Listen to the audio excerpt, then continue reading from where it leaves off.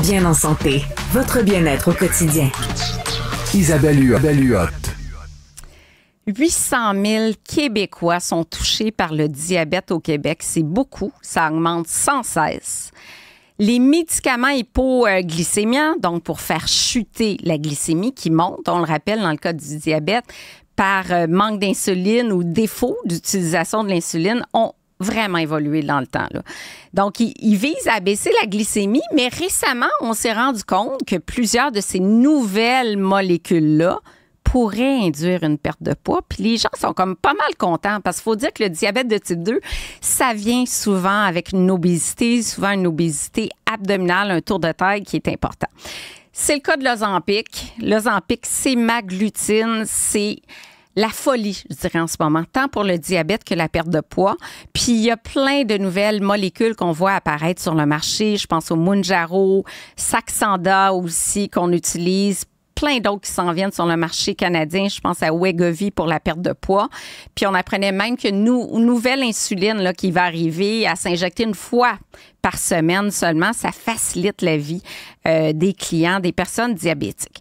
Pour décortiquer tout ça, parce que c'est compliqué, puis c'est quoi les mises en garde, puis est-ce qu'on devrait tous se tourner dans le cas de problème de poids vers l'Ozempic, ou du moins si on est diabétique, est-ce que c'est une meilleure solution que les premières classes de molécules?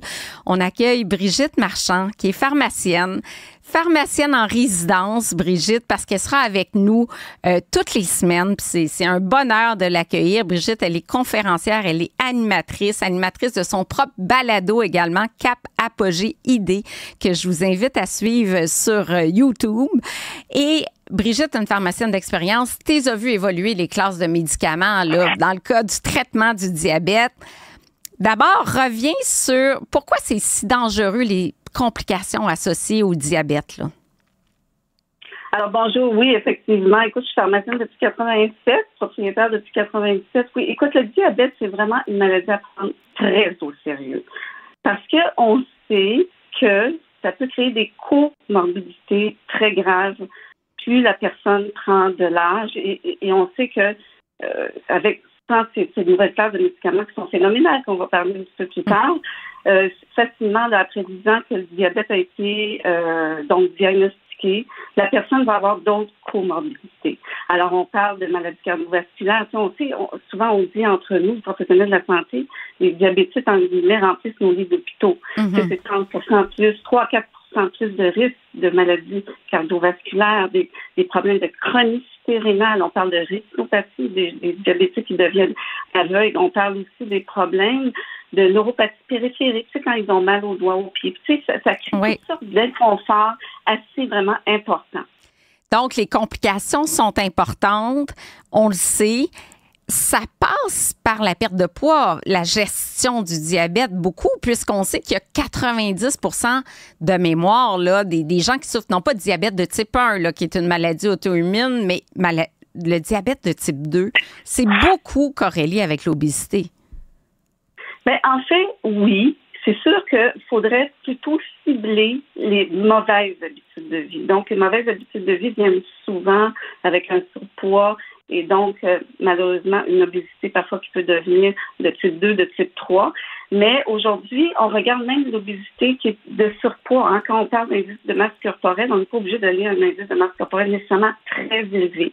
Donc, quand on parle d'habitude de vie, on va regarder avec le patient, puisqu'on travaille vraiment en multidisciplinarité. Hein. Souvent, c'est le trio infirmière, pharmacien, médecin, pour essayer d'enseigner. Parce que aussi, lorsqu'on prescrit un médicament pour traiter le diabète, on veut foncièrement que la personne amorce des changements dans ses habitudes de vie. Ça peut être au début de l'exercice, changement au niveau de l'alimentation, mais c'est d'avoir une meilleure conscientisation de comment son véhicule fonctionne, son corps. Et puis, ce qui est intéressant, c'est de voir aussi les résultats, que les gens se sentent mieux. Ben oui, absolument. C'est ça qu'on veut, travailler en parallèle, nutrition, activité physique, prise de la médication. Mais là, on voit arriver là, l'espèce de pilule miracle, je l'appelle comme ça, parce qu'elle génère des résultats significatifs sur la maîtrise de la glycémie, sur l'hémoglobine glyquée, comme j'expliquais dans un autre épisode, qui est le reflet de la glycémie des derniers mois. Mais en plus, on a des résultats significatifs sur la perte de poids. Qu'est-ce que tu en penses de l'Ozempic puis des autres molécules, là, Saxenda et compagnie? Oui, en fait, on a 5 classes de médicaments pour traiter le diabète maintenant. Et ce qu'on remarque, c'est qu'avec les agonistes du SGLT1 et les antagonistes du GLT2, donc, c'est qu'ils sont des mécanismes d'action complètement différents. Et ce qui est intéressant, c'est que c'est indépendamment de la diminution de la glycémie ou de l'hémoglobine glycée, qui est le reflet de la glycémie sur 3 mois, qu'on utilise pour diagnostiquer le diabète d'ailleurs.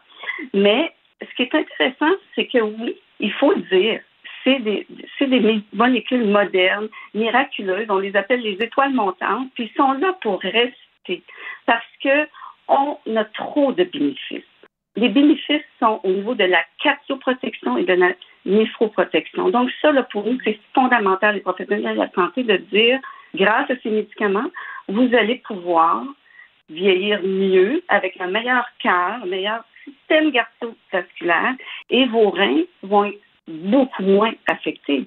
Parce que c'est ça aussi qui crée toutes les comorbidités, comme j'expliquais au début.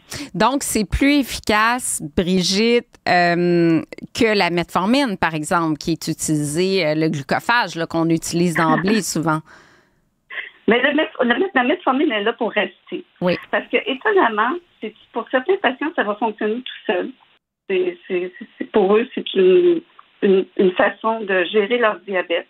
Ils n'ont pas besoin d'aller avec d'autres molécules en polypharmacie, qu'on appelle. Donc, si on peut rester juste avec molécules, on le fait comme ça. Mais ce qu'il faut penser aussi par rapport à la metformine, le glucophage, c'est que c'est pas cher. Il n'y a pas beaucoup d'effets secondaires. Puis, tu sais, c'est comme une molécule easy going, là, tu sais. C'est pas le cas de d'autres classes de médicaments. Il y a d'autres classes de médicaments qu'on aimerait mieux ne plus pouvoir être obligé d'utiliser avant d'arriver, par exemple, au GLP1, parce que certaines classes de médicaments vont créer beaucoup d'hypoglycémie de risque. Et ça, c'est dangereux. On ne veut pas que nos patients aient des hypoglycémies, surtout si la personne vieillit. Ça peut avoir des conséquences vraiment fâcheuses. Alors, on essaie maintenant de trouver des façons, puis je parlais avec des collègues qu'on disait, on espère que ça va arriver dans les lignes directrices du diabète, de pouvoir, après la metformine, qui reste toujours d'entrée de jeu, la première molécule qu'on utilise, aller vers les GLP1, par exemple. OK. Ma question est plutôt dans le cadre d'une perte de poids, parce que pour la gestion du diabète de type 2, on a des beaux résultats. Tu l'as mentionné, c'est efficace. Ouais. Mais là, les gens veulent ça pour perdre du poids. Est-ce que c'est indiqué pour des IMC de plus de 30? Est-ce qu'on devrait prescrire ça à quelqu'un qui a un IMC de 27, qui est en surpoids, qui n'est pas classé dans la catégorie obésité? Puis est-ce qu'il n'y a pas trop d'effets secondaires dans un contexte de perte de poids? En fait, par exemple, si on regarde le Wegovy, oui, on le recommande à partir d'un IMC de 27. On s'entend 27, là, Isabelle, c'est pas beaucoup, hein? Non. Il y aurait pas mal de monde, je pense, qui aurait cette ordonnance-là. Mais il faut que ce soit conjoint à une autre problématique de santé importante. C'est la seule condition. Sinon, c'est un IMC 30 et plus. Mais tu sais, c'est sûr qu'on est même à 30 et plus, on n'est pas dans des IMC avec de l'obésité morbide. C'est juste qu'on essaie de travailler en amont. Mais a priori, je vous dirais, puis ça, c'est tous les professionnels de la santé, nous tendons vers ça, c'est d'enseigner, d'éduquer les gens vers les saines habitudes de vie. Parce qu'on leur dit tout le temps, attendez 3 mois, 6 mois, changez vos habitudes de vie pour voir si vraiment vous pouvez mieux gérer votre poids et ensuite voir si on va aller vers la prescription de ce type de médicaments, le Wegovy puis le Saxenda que tu connais également. Oui. Mais ça reste que, oui, c'est des ordonnances qui augmentent. Puis c'est un peu pour ça qu'il y a eu la folie de l'Ozempic, Isabelle. Oui, c'est ça.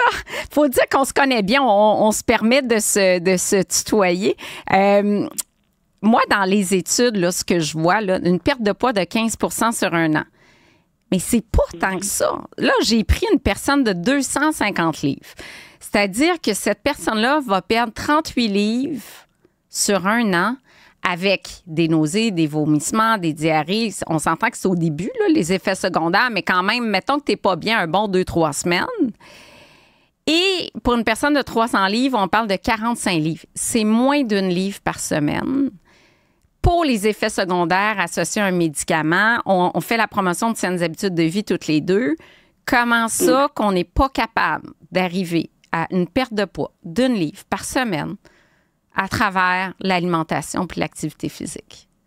C'est fondamental ce que tu exprimes. Et moi, je crois fondamentalement que nous devons mettre l'accent sur l'hygiène de vie. Et tu sais, plus on va en parler, plus il va y avoir une sensibilisation. Puis à un moment donné aussi, on va prendre l'exemple, chirurgie bariatrique. Les gens vont avoir la chirurgie. Souvent, ils vont résorber, ils sont obligés de prendre ces médicaments. Et souvent, ça va persister plusieurs années. Malheureusement, des fois, ça revient, puis on est obligé, après ça, de represcrire.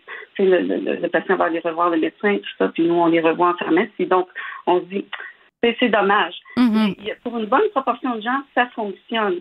C'est ce qu'il faut penser profondément, c'est de dire comment amorcer et accompagner un patient qui a besoin foncièrement de changer ses habitudes de vie. Ça, c'est la théorie des petits pas. Des fois, il faut leur donner des astuces. Puis c'est très important dans le dialogue avec le patient d'avoir de la bienveillance, d'avoir un accompagnement. C'est pour ça que nous, on fonctionne beaucoup, comme dans les GMS, là, les groupes de médecins familiaux. On travaille en trio. Puis on va dire, bon, le pharmacien, voulez-vous voir l'infirmière? On va vous donner un rendez-vous. On vous revoit, on peut vous appeler. Tu sais, il faut que le patient se sente pris en charge, mais tu sais, juste à la bonne dose. Bien, on s'entend, Brigitte, que c'est difficile d'avoir accès aux professionnels de la santé aujourd'hui et d'être entouré par l'infirmière, par le pharmacien, par le médecin traitant, d'avoir du temps avec son médecin, ça te fait plus. C'est rare. Bien, en fait, c'est pour ça que la pharmacie communautaire, on est très disponible et on travaille de plus en plus en interdisciplinarité pour favoriser l'accessibilité. Oui.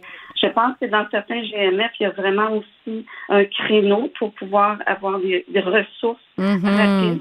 Ce qui est important, je pense, c'est vraiment d'avoir une accessibilité. Tu sais, des fois, ça peut être envoyez-nous un courriel, laissez-nous un message. Tu sais, d'avoir une promesse, en guillemets, qui a une réponse dans les 24 heures. Parce que les gens, des fois, ils ont juste besoin d'un petit élément, un petit supplément. On a aussi les nutritionnistes qui sont là aussi. C'est tellement important. C'est un sujet en soi. Il y a un article de Jean-Pierre Després qui a été publié très récemment, justement, c'était sur le Saxenda, mais c'est une molécule très similaire, la liraglutine, sur la perte de poids. Il y a eu des pertes de poids sur 1 an. Après 1 an, qu'est-ce qui se passe? Bien, ceux qui n'ont pas eu d'encadrement ont repris 100% du poids. Fait que là, tu dis, OK, je prends ça pour rien parce qu'au bout d'1 an, je reprends tout. Fait que j'ai eu les effets secondaires pour rien. Ceux qui avaient un programme d'activité physique en parallèle n'ont pas repris tout le poids. Ils ont repris un peu de poids, mais ils n'ont pas repris tout le poids. Et le tour de taille n'est pas revenu au niveau initial. Puis on s'entend que quand on parle de santé, bien, on parle beaucoup du tour de taille, tu sais, de surveiller son tour de taille. Donc, quand on voit que le tour de taille reprend au niveau original, tu dis, OK, qu'est-ce que ça a donné cette année-là dans un corps plus mince si dans 1 an, je retourne pire qu'avant?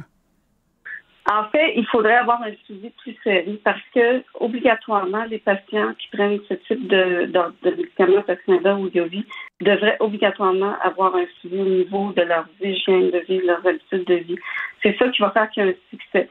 Dans certaines communautés, je vous dirais, par exemple, dans certains groupes médicaux où on travaille en trio, il y a des meilleurs succès que ça. Donc, 1 an, j'étais un peu my God, c'est étonnamment comme résultat. Oui, mais il y a tout aussi l'aspect qu'on essaie de motiver la personne, pas seulement sur son tour de taille, parce que des fois, le tour de taille, il y a des gens qui ont des morphologies différentes, fait qu'on essaie de cibler d'autres points santé au niveau de, par exemple, la confort. Comment la personne va se sentir dans son corps? Est-ce qu'il est capable maintenant d'aller faire une petite montée de hiking? Tu sais, des fois, son système cardiovasculaire, c'est la sensation. Oui. Mais ça, c'est une autre chronique, Brigitte. Comment trouver de la motivation ailleurs que dans le poids? Garde ça pour une de tes interventions cet été.